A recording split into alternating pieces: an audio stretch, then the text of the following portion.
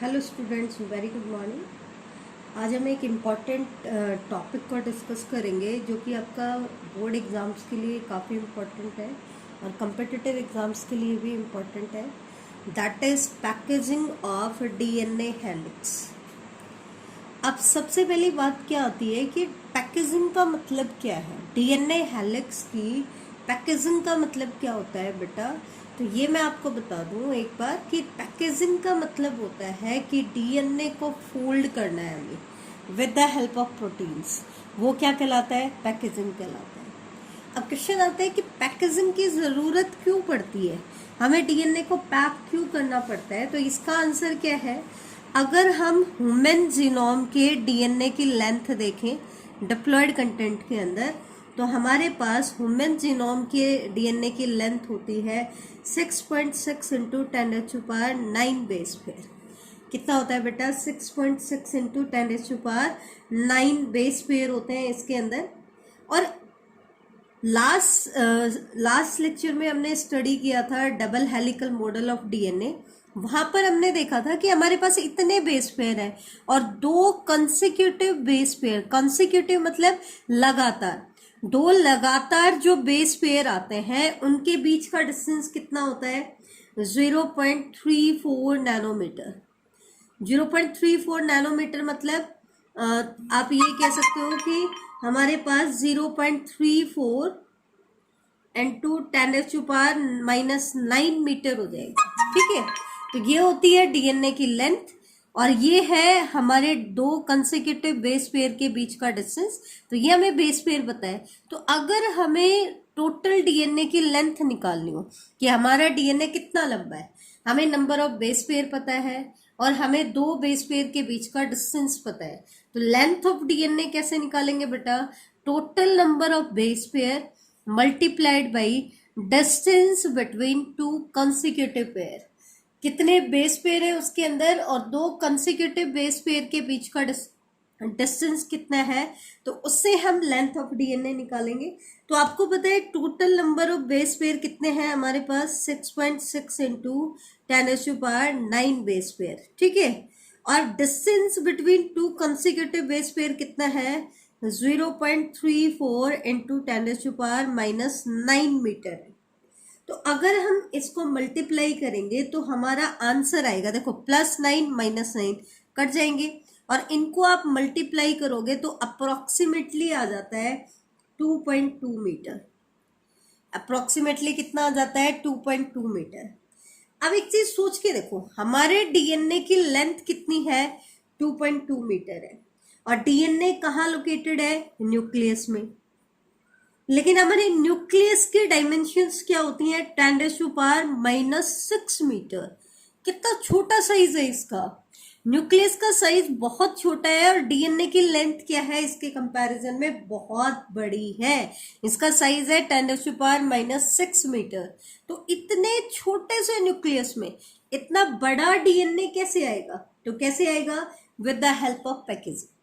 ठीक है, इसी तरीके से अगर एग्जामिनर आपको पूछ ले, एनसीईआरटी में क्वेश्चन दिया हुआ है कि ई कोलाई के डीएनए की लेंथ क्या होगी, तो पीछे हमने लेंथ ऑफ डीएनए में ई कोलाई के डीएनए की लेंथ हमने पढ़ी थी।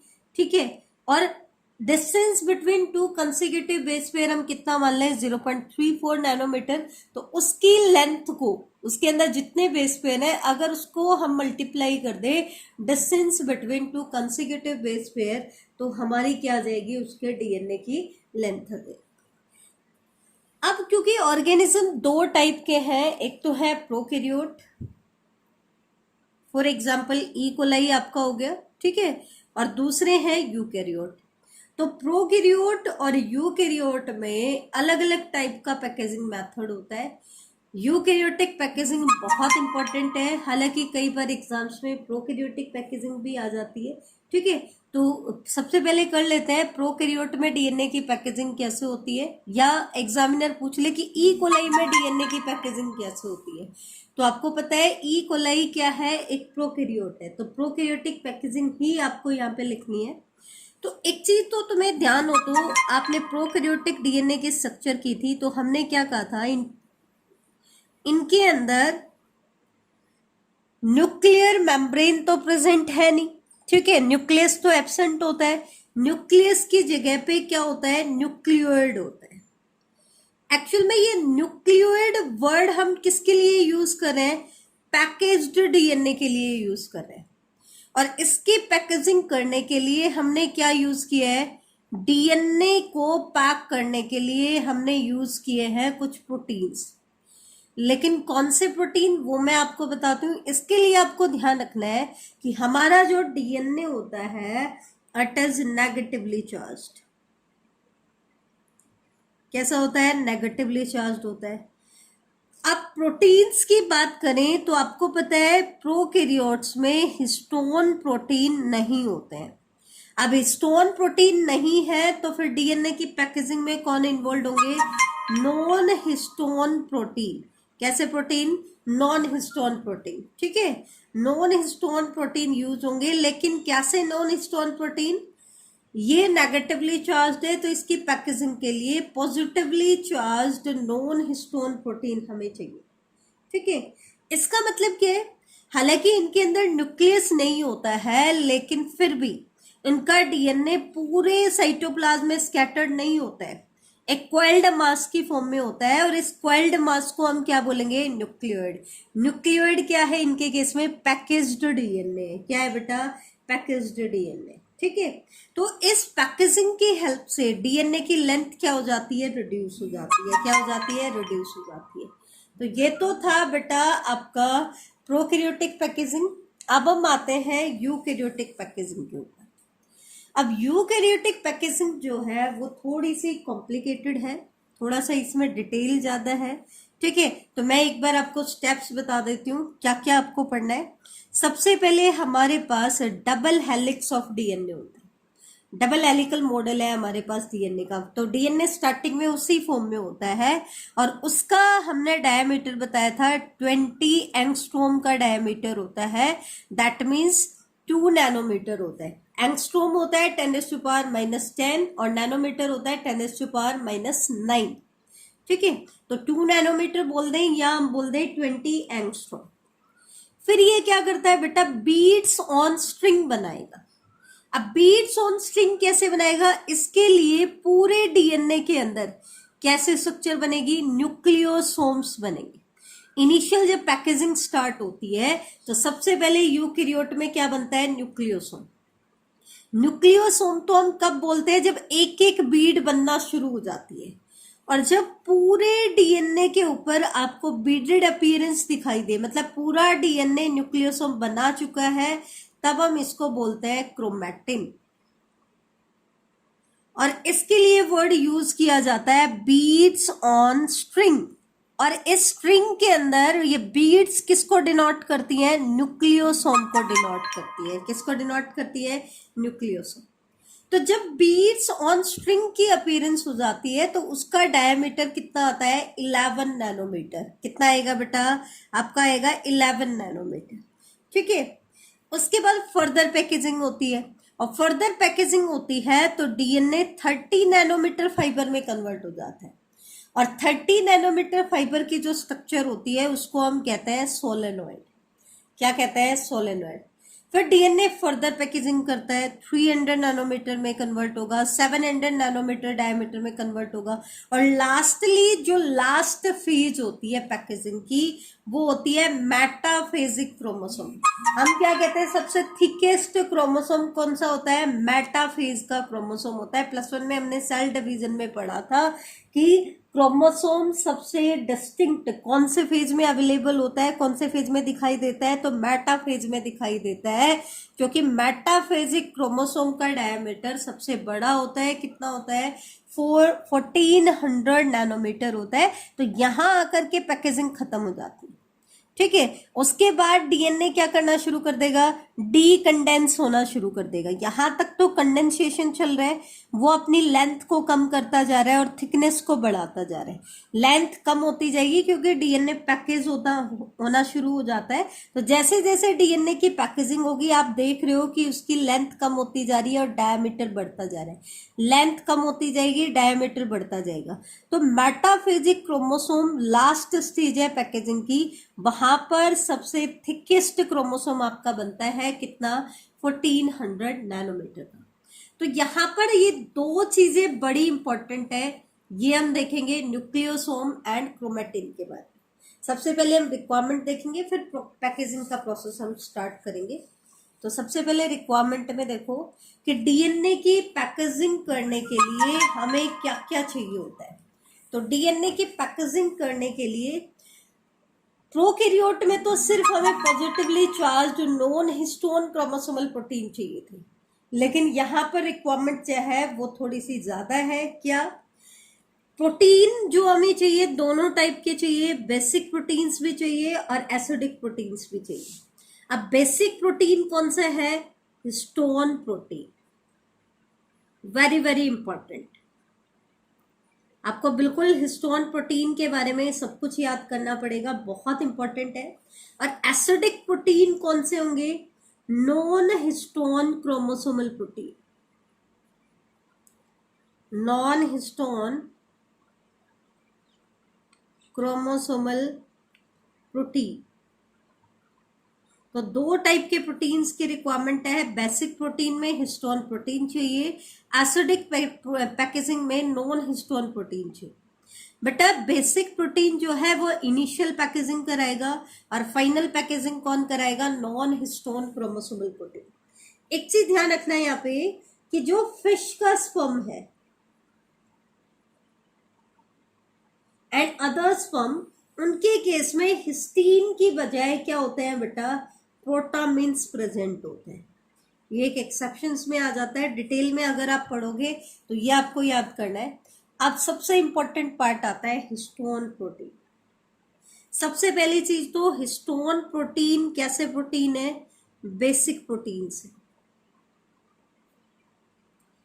इनको बेसिक प्रोटीन्स क्यों कहते हैं, क्योंकि एक्चुअल में दे आर रिच इन, ये क्वेश्चन इंपॉर्टेंट है, बोर्ड एग्जाम्स में आ चुके हैं, because they are rich in basic amino acid.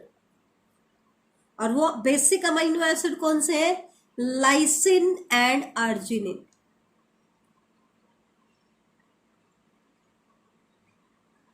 ये कैसे अमाइनो एसिड है, lysine and arginine basic amino acid है जिनके ऊपर पॉजिटिव चार्ज होता है। तो ये हिस्टोन प्रोटीन को पॉजिटिव चार्ज प्रोवाइड करते हैं। क्या प्रोवाइड करते हैं, पॉजिटिव चार्ज प्रोवाइड करते हैं। ठीक है, तो ये बहुत इंपॉर्टेंट क्वेश्चन है।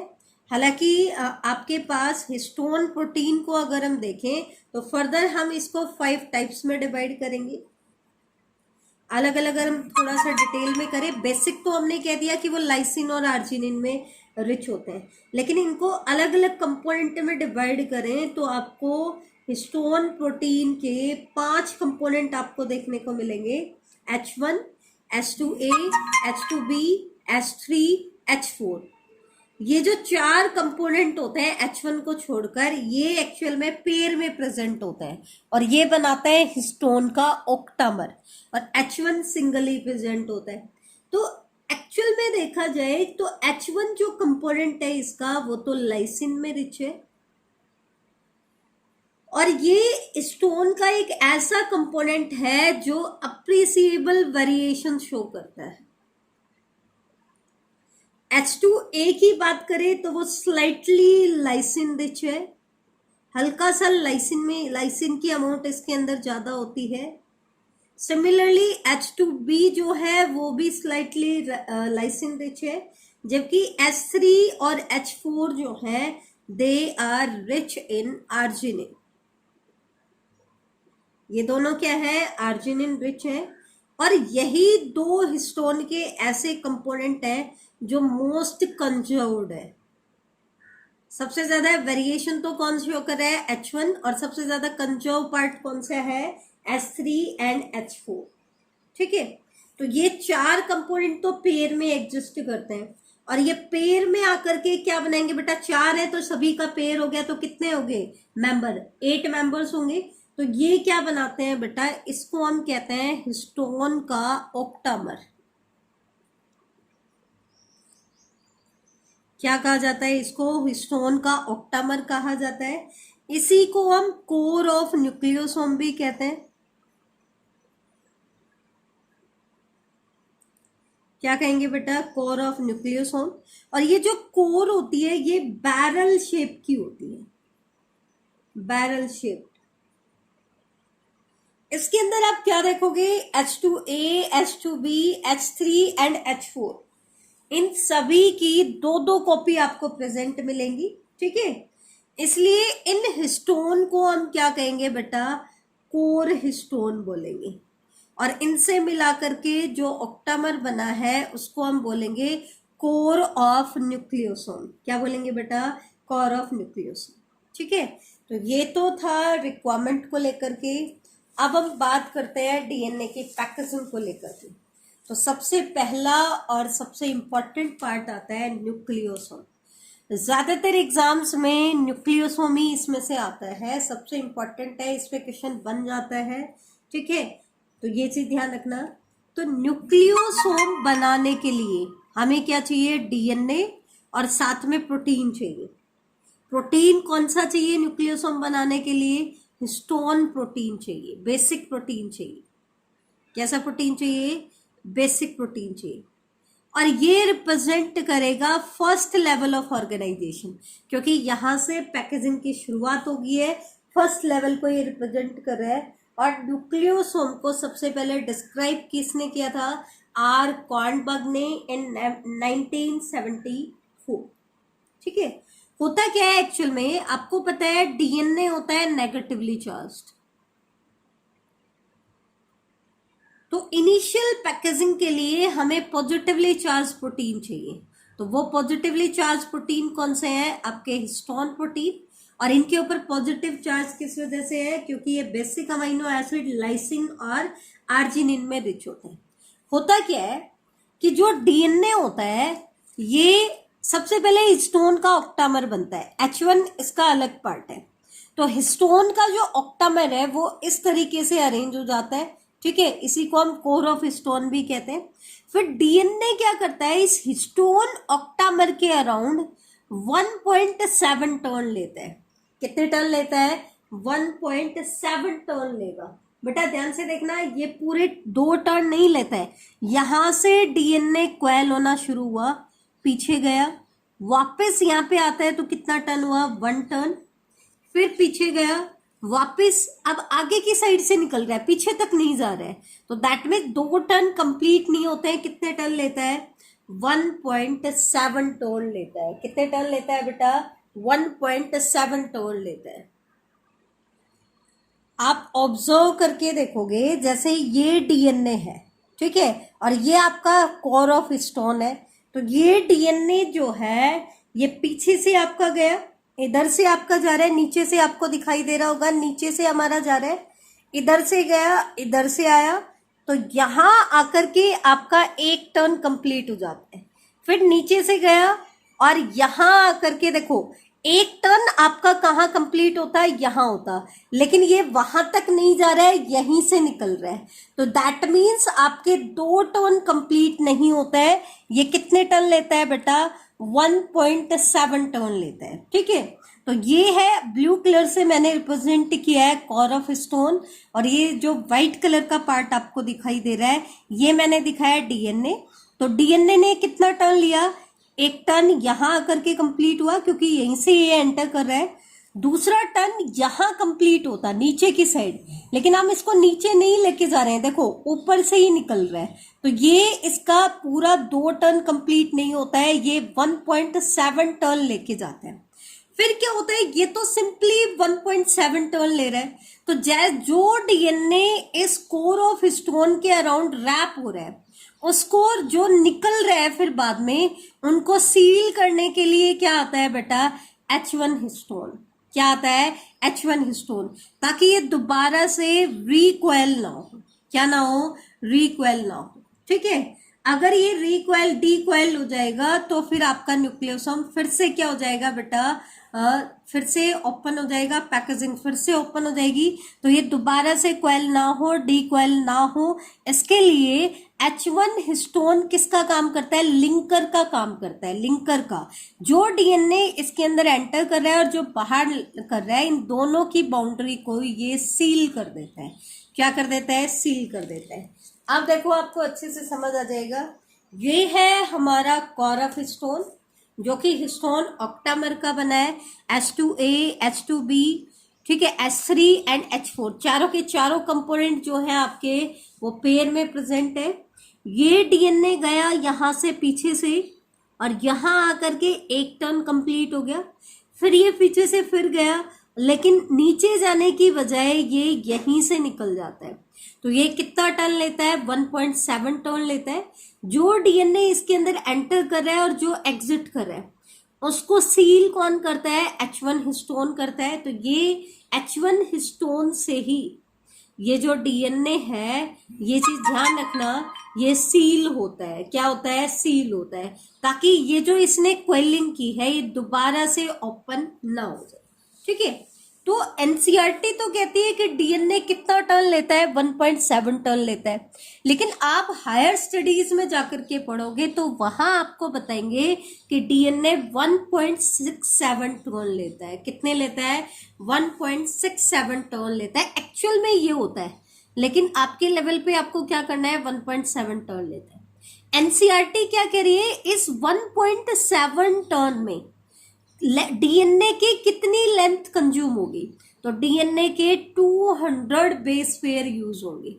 कितने बेस पेयर यूज होंगे? 200 बेस पेयर यूज होंगे।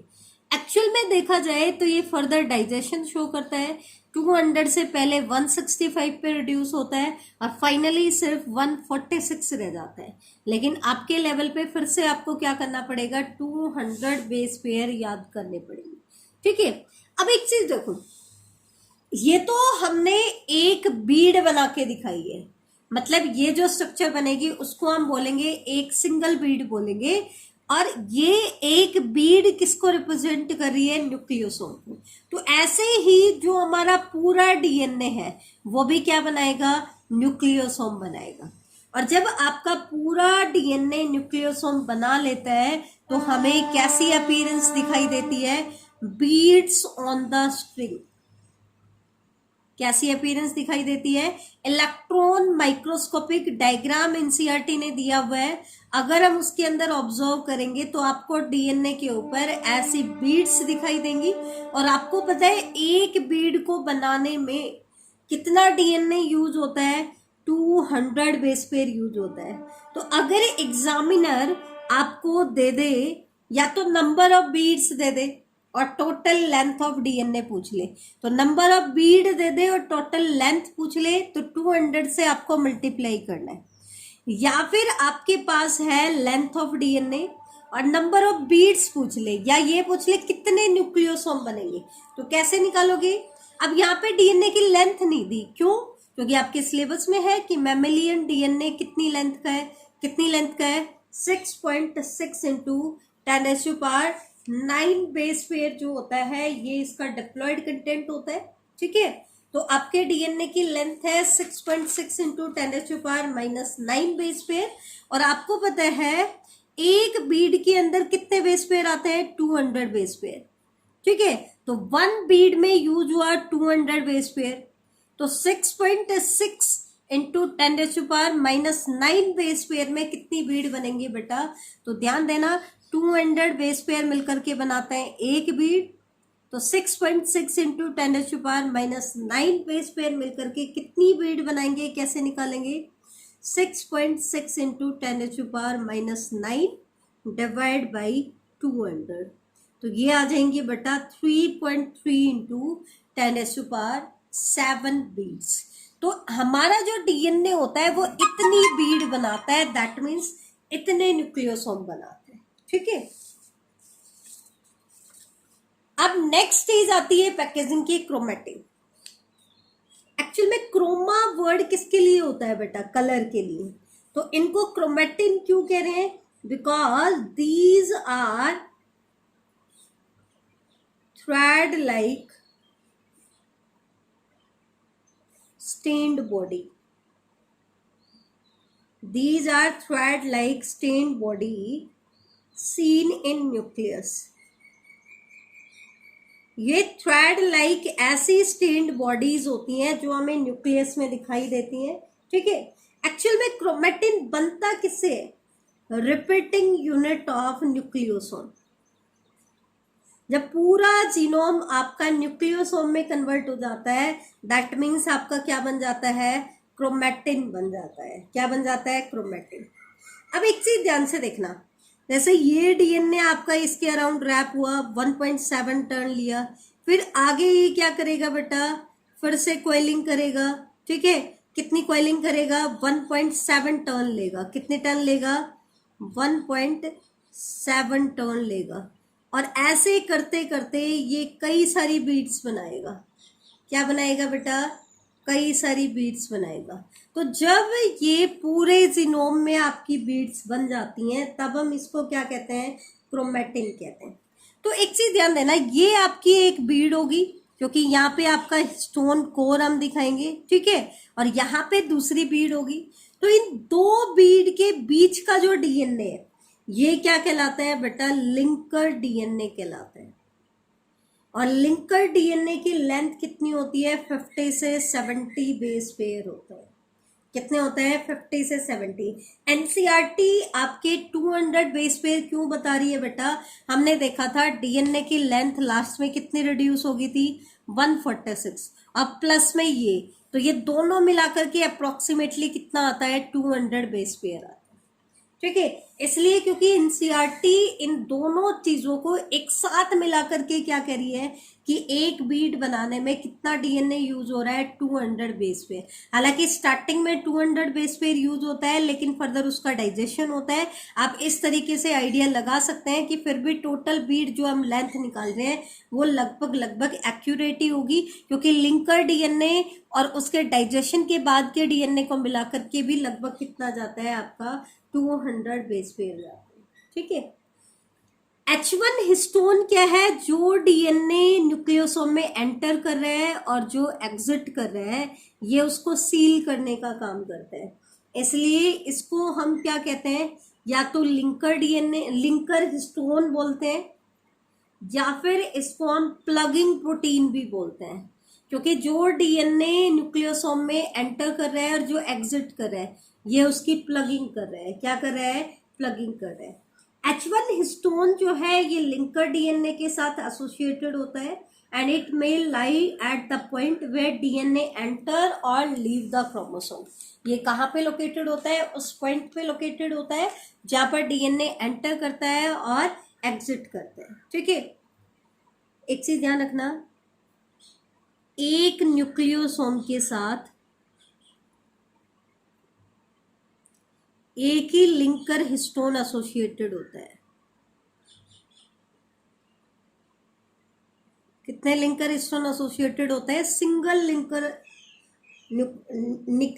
लिंकर्ड हिस्टोन जो होता है वो एसोसिएटेड होता है। तो ध्यान देना, न्यूक्लियोसोम प्लस लिंकर डीएनए, ये दोनों मिलाकर के हम क्या वर्ड यूज करते हैं, क्रोमैटोसोम यूज करते हैं। ठीक है बेटा, तो ये तो थी आपकी इनिशियल पैकेजिंग। अब आता है packaging of chromatin at higher level. अब क्रोमैटिन के आगे की पैकेजिंग करनी है, क्योंकि अभी डीएनए की लेंथ इतनी ज्यादा रिड्यूस नहीं हुई है। ठीक है, तो वो पैकेजिंग कैसे होगी और उसके लिए क्या चाहिए, अभी तक तो हमें चाहिए था हिस्टोन प्रोटीन, लेकिन अब आगे की पैकेजिंग के लिए हमें चाहिए बेटा नॉन हिस्टोन क्रोमोसोमल प्रोटीन।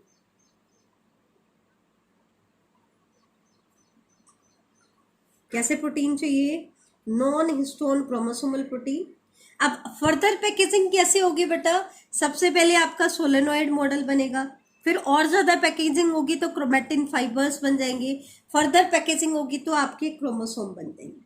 अब सोलेनॉइड कैसा होता है, 30 नैनोमीटर का फाइबर होता है। ठीक है, एक चीज ध्यान रखना, सोलेनॉइड क्या है, एक सेंट्रल कोर आपके पास है, उसके अराउंड डीएनए फर्दर इस तरीके से रैप हो रहा है। ये आपकी beads on string like appearance है। तो एक चीज ध्यान रखना है, इसके पर टर्न के अंदर आपके 6 न्यूक्लियोसोम लोकेटेड होंगे। पर टर्न में एक टर्न, दूसरी टर्न, तो एक टर्न के अंदर कितने न्यूक्लियोसोम आएंगे आपके, 6 न्यूक्लियोसोम आएंगे। 6 न्यूक्लियोसोम पर टर्न। ठीक है, एक चीज ध्यान रखना, सोलेनॉइड जो है It is the probably the major type of chromatin in the nucleus during interphase. अगर आप इंटरफेज की सेल को नोटिस करोगे तो इंटरफेज में जो डीएनए होता है वो मोस्टली किसकी फॉर्म में आपको देखने को मिलेगा, सोलेनोइड की फॉर्म में देखने को मिलेगा। ठीक है, अब हम आते हैं फर्दर सुपर क्वेलिंग हो रही है, तो फर्दर सुपर क्वेलिंग होगी तो डीएनए जो है एक लूप्ड स्ट्रक्चर में मॉडिफाई हो जाएगा। किसमें मॉडिफाई हो जाएगा, लूप्ड स्ट्रक्चर में, और उस लूप्ड स्ट्रक्चर को क्या नाम दिया जाता है, क्रोमैटिन फाइबर।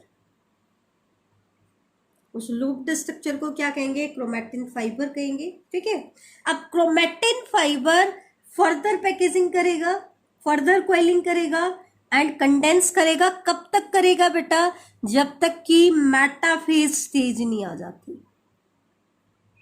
कौन से स्टेज नहीं आ जाती, मेटाफेज स्टेज नहीं आ जाती। ठीक है, और मेटाफेजिक जो क्रोमोसोम होता है वो एक्सटेंडेड लेंथ का लगभग 10,000 फोल्ड शॉर्टर होता है, मतलब उसकी लेंथ जो है वो 10,000 फोल्ड शॉर्टर हो जाती है। तो ये था बेटा आपका पैकेजिंग ऑफ डीएनए का पार्ट। अब हमने पढ़ा बेटा क्रोमैटिन। अब क्रोमैटिन का एक क्वेश्चन एनसीईआरटी ने दिया हुआ है, आपने +1 क्लासेस में भी पढ़ा होगा कि जो क्रोमैटिन होता है उसको हम 2 कैटेगरी में डिवाइड करते हैं। एक तो है यूक्रोमैटिन और एक है हेट्रोक्रोमैटिन। यूक्रोमैटिन क्रोमैटिन का वो पार्ट होता है जो लूजली पैक्ड होता है, इंटरफेज में लूजली पैक्ड होगा, और जहाँ पे पैकेजिंग बहुत ज़्यादा हो जाती है, डेंसली पैक्ड हो जाता है, क्योंकि वहाँ पे डीएनए कंटेंट ज़्यादा है, तो वो हेट्रोक्रोमैटिन कहलाता है। क्या कहलाता है, हेट्रोक्रोमैटिन। अब क्योंकि यूक्रोमैटिन लूजली पैक्ड है तो उसके अंदर डीएनए कंटेंट क्या है, कम है, तो इसको तो अगर हम फल्जन रिएक्शन से डाई करते हैं तो ये लाइटली स्टेन्ड होता है। क्या होता है, लाइटली स्टेन। जबकि हेट्रोक्रोमैटिन क्योंकि डेंसली पैक्ड है तो उसके अंदर कम स्पेस में आपका ज्यादा कंटेंट है, तो वो फल्जन रिएक्शन से जब स्टेन करते हैं तो वो डार्क स्टेन लेते हैं। कैसा स्टेन लेता है, डार्क स्टेन। अब एक चीज आपने पढ़ी होगी कि डीएनए अपने आप को एक्सप्रेस कैसे करता है, पहले डीएनए ट्रांसक्रिप्शन करता है और आरएनए बनाता है, और फिर डीएनए क्या करता है बेटा, ट्रांसलेशन करता है। तो बेटा ट्रांसक्रिप्शन कैसे करता है कोई भी डीएनए, उसका मैं मेथड आपको बता देती हूँ, फिर आपको ये चीज अच्छे से समझ आ जाएगी। ये है आपका डबल स्ट्रैंडेड डीएनए। ठीक है, ये आपका डबल स्ट्रैंडेड डीएनए, इससे हमें क्या बनाना है, सिंगल स्ट्रैंडेड आरएनए बनाना है। कैसे बनेगा, डीएनए के स्ट्रैंड की इंफॉर्मेशन को यूज करके बनेगा। अब डीएनए में 2 टाइप के स्ट्रैंड होते हैं, एक होता है टेम्पलेट स्ट्रैंड और एक होता है बेटा कोडिंग स्ट्रैंड। एक्चुअल में क्या होता है, जब डीएनए ट्रांसक्रिप्शन करता है तो सबसे पहले डीएनए के दोनों स्ट्रैंड सेपरेट होंगे। क्या होंगे, सेपरेट होंगे। ये आपका टेम्पलेट स्ट्रैंड है और ये कोडिंग स्ट्रैंड है। फिर जो सिंगल स्ट्रैंडेड आरएनए बनेगा वो कॉम्प्लीमेंट्री रूल के अकॉर्डिंग बनेगा, लेकिन कॉम्प्लीमेंटारिटी कौन से स्ट्रैंड की लेनी है, टेम्पलेट स्ट्रैंड की। इसका मतलब ट्रांसक्रिप्शन होने के लिए ये जरूरी होता है कि डबल स्ट्रैंडेड डीएनए कैसे फॉर्म में आए, सिंगल स्ट्रैंड में। इसको हम कहते हैं डीनेचुरेशन ऑफ डीएनए या मेल्टिंग ऑफ डीएनए।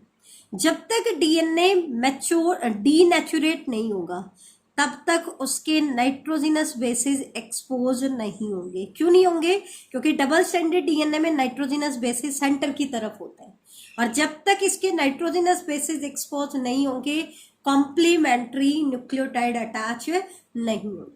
ठीक है, तो एक डीएनए यूक्रोमैटिन ऐसा डीएनए है जो लूजली पैक्ड है, तो उसके डीएनए तो आसानी से डीनेचुरेशन कर लेंगे, तो इसका मतलब वो पार्ट तो क्या कर जाएगा, ट्रांसक्रिप्शन कर जाएगा। तो ये तो होता है ट्रांसक्रिप्शनली एक्टिव जीन। जबकि बेटा हेट्रोक्रोमैटिन जो होता है, क्योंकि वो डेंसली पैक्ड होता है, उसमें पैकेजिंग बहुत डेंस हो जाती है, तो डीएनए सिंगल स्ट्रैंड में कन्वर्ट नहीं हो पाता है, और सिंगल स्ट्रैंड में कन्वर्ट नहीं होगा तो ट्रांसक्रिप्शन भी नहीं होगा। तो इनके पास ट्रांसक्रिप्शनली एक्टिव जीन नहीं होता है, ये ट्रांसक्रिप्शनली इनएक्टिव होता है, इस पार्ट का ट्रांसक्रिप्शन नहीं होता है, ध्यान रखना, ठीक है। जो ट्रांसक्रिप्शनली एक्टिव जीन है उसके अंदर हाईली रिपीटेटिव डीएनए सीक्वेंस नहीं होती है। बेटा जब आप ह्यूमन जीनोम प्रोजेक्ट पढ़ोगे तो उसमें आप देखोगे कि हमारे जीनोम की ज्यादातर जो सीक्वेंस होती है वो रिपीटेटिव होती है। रिपीटेटिव मतलब एक पर्टिकुलर लेंथ की डीएनए सीक्वेंस बार बार रिपीट होती है। जैसे मैं बोलूँ मेरी सीक्वेंस रिपीट हो रही है ATGC, तो ATGC ATGC ATGC ये सीक्वेंस आपको बहुत बार देखने को मिलेगी, ठीक है। तो जो यूक्रोमेटिन होता है उसके अंदर तो हाईली रिपीटेटिव डीएनए सीक्वेंस नहीं होती है। क्यों?